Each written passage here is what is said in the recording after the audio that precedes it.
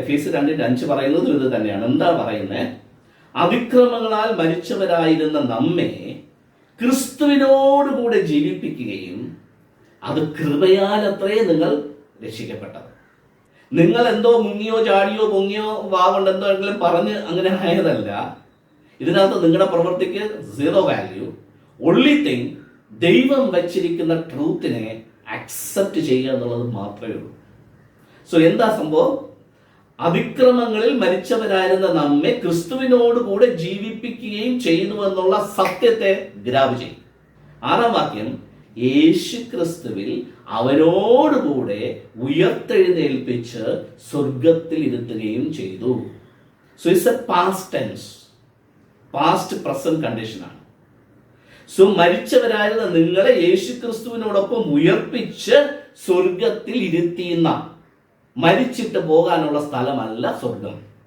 പാപമൊന്നുമില്ലാതെ ജീവിച്ച് അന്ത്യനാളിലുള്ള ന്യായവിധിയൊക്കെ കഴിഞ്ഞ് ഫിൽട്രേഷൻ ഒക്കെ കഴിഞ്ഞ് പിന്നെ കൊണ്ടിരുത്തുന്ന സ്ഥലവുമല്ല സ്വർഗം.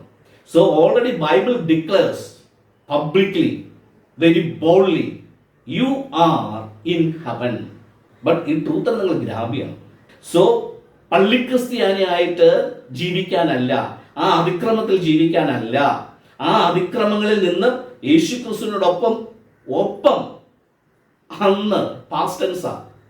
അപ്പൊ യേശുവിനെ ഉയർപ്പിച്ചു എങ്കിൽ ഇന്നുള്ള സകല മനുഷ്യരെയും ഉയർപ്പിച്ചു ആ പൊസിഷനിൽ. യേശുവിനെ മാത്രമല്ല സ്വർഗത്തിൽ പിതാവിന്റെ വലതുഭാഗത്ത് എത്തിയിരിക്കുന്നത്. എഫേസ്യർ 2:7 says every single person, whether you are Christian, Muslim, Hindu, Sikh, Buddha, whoever, ആരാണെങ്കിലും, നിങ്ങളുടെ വിശ്വാസ പ്രമാണം എന്താണെങ്കിലും, നിങ്ങളുടെ കൺട്രി ഏതാണെങ്കിലും, നിങ്ങളുടെ ജെൻഡർ ഏതാണെങ്കിലും, what ever you are seated in the heavenly റിലം. ഈ ഹെവൻലി റിലം എന്ന് പറയുന്നത് സ്പിരിച്വൽ റിലമാണ്, ഏർത്ത്ലി റിലമല്ല. ഓക്കെ, അപ്പോൾ ഹെവൻലി പ്ലേസിൽ നിങ്ങൾ ഇരുത്തി എന്ന് പറയുമ്പോൾ ഇത് ആക്ഷരികമായ ഒരു സ്ഥലമല്ല, ഇറ്റ്സ് എ പ്ലാറ്റ്ഫോം.